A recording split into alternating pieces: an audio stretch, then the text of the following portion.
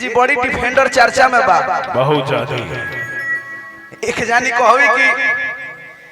कि भैंस चरावे वाला डिफेंडर में चढ़ता है। हाँ बताई भैंस चरावे वाला डिफेंडर भैंस तो गाना गौनी की भैंस चरावे वाला तोहरो के चोरौले बा कबेर जगह पे पगहा धरौले बा आई गौरी गौनी हम की डिफेंडर से ऑटो में वो गाना बड़ी चर्चा में बा जानतन के गोल नहीं कि प्यारे रहलू नीजी हो भइलू कहां बीजी हो छोड़ी डिफेंडर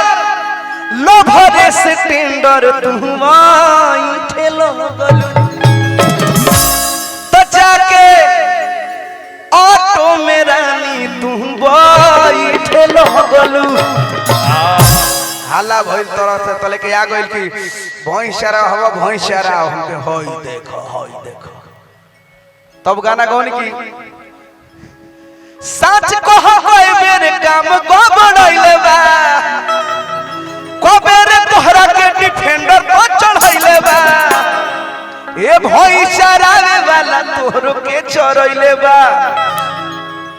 को बेर जगह पे पगहा धरइले बा बवाल भइल बा दीपक दिलदारवा विरोध में चल रहल बा हाला बात की ऊ तले गौरी गा देनी है भैया खातिर पवन भैया खातिर गा देनी है गाना कि पवन भैया के सैया मना लो दीपक दिलदार ऑफिशियल पे सब गाना छूटी आनंद आई बहुत ही समय कम बा अब आई एकरा बाद हम गवाई ए जेकरा के जगह आदेश होई ओकरा के लेडीज गायिका आई है वो गाएंगी ऐसे तो गाना सुनिए आप लोग आ जाइए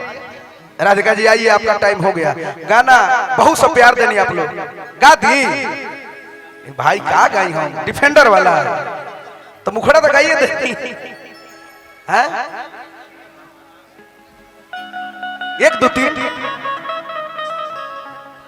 पूरा गा दी तो प्यारे रहलू नीजी हो भइलू कहां बीजी हो प्यारे रहलू नीजी हो भइलू कहां बीजी हो छोड़ी डिफेंडर लोभरे से टेंडर तुआ इथे लगलू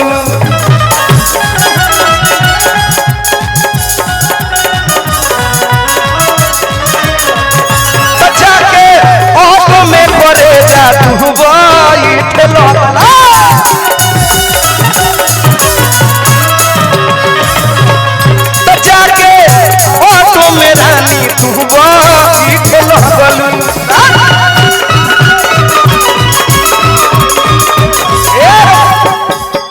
राधिका जी रउआ कहाँ बैठे हेलो रउआ कहाँ बैठे जी रिक्शा में ए रुको यार हेलो आवाज मत आइयो ना भैया आवाज आ जाई हेलो हेलो रउआ कहाँ बैठे जी ई रिक्शा में ई रिक्शा में ई में आ डी में ना है हां ई रिक्शा में अच्छा जी तो हम तार पसंद बड़ी तार पसंद से देखो एक जरा मिल गेल मित्र तार पसंद से हम प्रसन्न बानी तो बहुत सुंदर लागत है बहुत तरह तरह का गाना बा बोली बोली फिर से इस मुखड़े को गाइए फिर से गा दूं बिल्कुल कि प्यारे रहलू नीजी हो भइलू कहां बीजी हो छोड़ी डिफेंडर हर लोभरे से टेंडर तुआ इठे लगल तो जाके ऑटो मेरा तुबा इठे लगल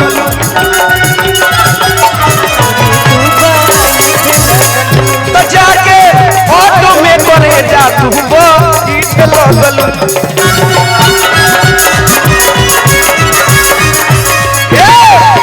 हमरा के तड़पा के तू बोला ना जा पैबा हमरा के तड़पा के तू बोला ना जा पैबा ए रतबू घर आई पटिना ये ए रतबू घर आई पटिना ये रोको रोको ए रोको माल आवे त नाल झाल बोन को दस यार निहाल डीजे हाईटेक भटनी बाजार डीजे का स्तंभ और दिल के सच्चे और अच्छे इंसान। एक गरीब की बेटी की जब शादी होती है वहां भाई मेरा पैसा नहीं मांगते हैं, फ्री सेवा करते हैं, ये बहुत बड़ी बात है। ये डीजे निहाल हाईटेक भटनी बाजार भाई का प्यार है। सभी कलाकार एक सम्मान खड़े हैं। जब भी मेरा मन आता है कि भटनी जाऊं तो मैं भाई के पास जाता हूं। भाई मुझे अपना बड़ा भाई के सम्मान प्यार दुलार देते हैं, बहुत ही अच्छा लगता है। और बिट्टू जी सभी कलाकार को प्यार देते हैं सभी लोग। एक बार जोरदार ताली भाइयों के लिए, जोरदार निहाल डीजे के लिए। लव यू मेरे भाई। तारा खाती हम का कही इधर से बुलवाइए ना, इधर से इधर आइए सामने। कुछ बोल दे बू, लेकिन का बोलबू ना बोलबू,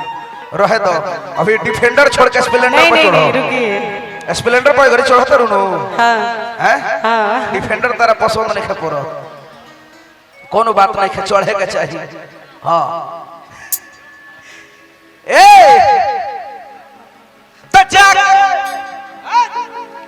जाके ऑटो में रानी तू वो ईट लगलू, जाके ऑटो में रानी तू तो जाके ऑटो में करे जा तू वो ईट लगलू,